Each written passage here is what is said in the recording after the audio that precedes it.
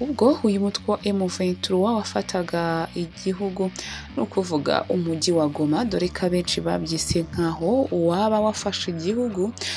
Wahise ufunga ikibuga mpuzamahanga cya Goma n'ikibuga cy'indege. Uyu mutwe rero witwaje intwaro wa M23 watangaje ko udashobora gufungura iki kibuga mpuzamahanga cy'indege cya Goma mu burasirazuba bwa Repubulika na Demokarasi ya Kongo bitewe n'ibisasu bihari bitaraturitswa n'inzira y'indege yangiritse. N'ubutumwa bwatanzwe n'umuvugizi w'uyu mutwe mu bya politike Laurence Kanyuka yabitangaje ku itariki 11 Gashyantare 2025 nyuma y'iminsi 3 abakuru b'ibihugu byo mu muryango wa Afurika y'Iburasirazuba EAC n'Afurika y'Amajyepfo SADC basabye ko gifungurwa kugira ngo gikorweho ubutabazi. Kanyuka yagize ati ibibazo tekinike birimo ibiturika bitaturikijwe n'inzira y'indege yangiritse byabaye imbogamizi yo gufungura ikibuga mpuzamahanga cy'indege cya Goma.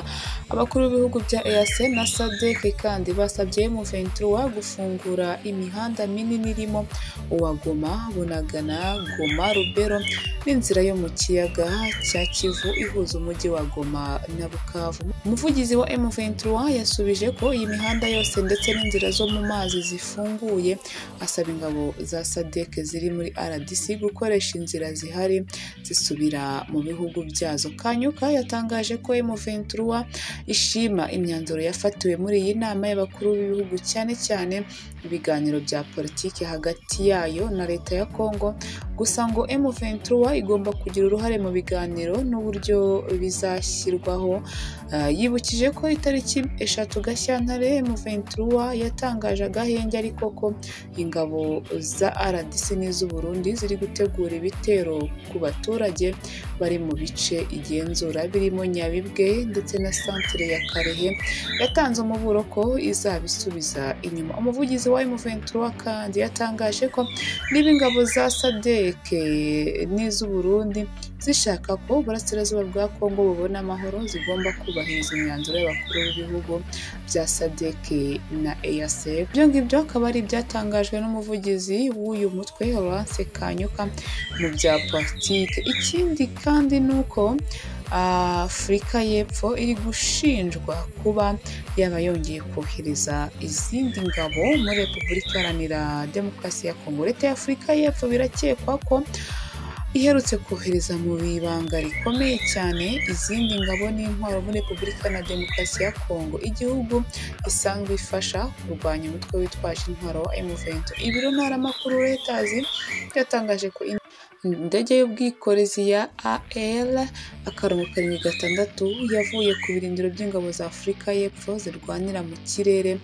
Pretoria yerekeza i Lubumbashi muri RDC inshuro 5 hagati y'itariki 30 Mutarama na tariki 7 Gashyantare 2025. Umukozi wo ku kibuga cy'indege cya Lubumbashi, abadiplomate 3 na minisitiri wo mu gihugu cy'akarere bemeje ko iyi ndege yajyanye muri RDC abasirikare ba Afurika y'Epfo ndetse n'ibikoresho bya gisirikare. Umudepite Chris Hatton wo muri Afurika y'Epfo yatangaje ko abasirikare iyi ndege yajyanye i Lubumbashi bari hagati ya 700 na 800. Ati twamenye ko abasirikare bari hagati ya 700 na 800 bajyanwe i Lubumbashi.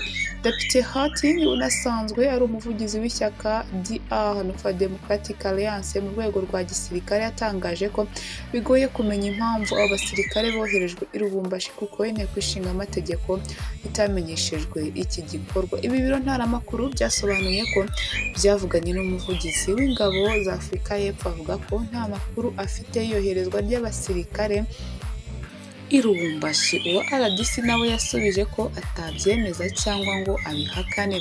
Afurika y'Epfo ifite ingabo mu ntara ya Kivu y'Amajyaruguru zifatanya n'iza RDC kurwanya M23 binyuze mu butumwa bw'umuryango wa Afurika y'Amajyepfo SAMUDRC n'ubw'umuryango w'abibumbye MONUSCO. Ubwo abasirikare ba Afurika y'Epfo bari bahanganiye na M23 mu mujyi wa Sake, uwa Goma no mu nkengero zawo.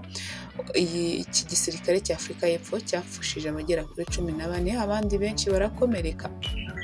abo bamaze kuvanwa i Goma bigizwemo uruhare n'umuryango w'abibumbye baracyurwa. Hari abandi basirikare b'Afurika y'Epfo bakiri mu kigo cyabo i Goma barindiwe umutekano na M23 kuva uyu mujyi tariki ya 27 Mutarama 2025 babuze uko bataha kuko ikibuga cy'indege cya Goma bakabaye bakoresha cyafunzwe n'uyu mutwe witwaje intwaro. Abanyepolitiki bo muri Afurika y'Epfo bakomeje kotsa igitutu leta bayisaba gukora ibishoboka igacyura aba basirikare. Julius Malema utavuga rumwe n'ubutegetsi yashyize Perezida Cyril Ramaphosa kubeshya abaturage ko bagiye kubungabunga amahoro nyamara baragiye guhangana n'abarwanyi bafite ubumenyi buhambaye bw'intambara.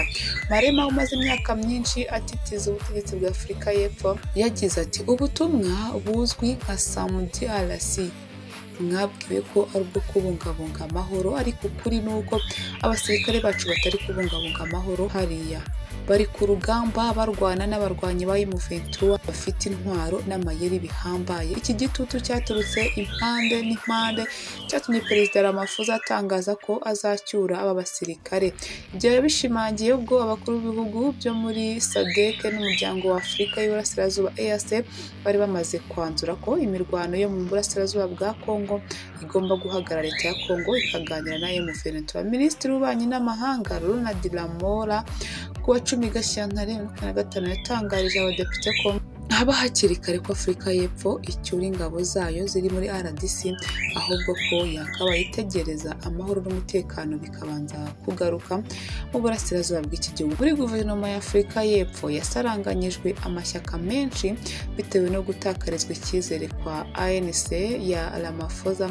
Ibitekerezo ni byinshi. Minisitiri wa Siporo, Ubuhanzi n'Umuco Gayton Mackenzie we yabwiye abadepite ko leta yabo ikwiye kohereza abandi basirikare muri RDC kugira ngo bihorere kuri M23 yishe bagenzi babo.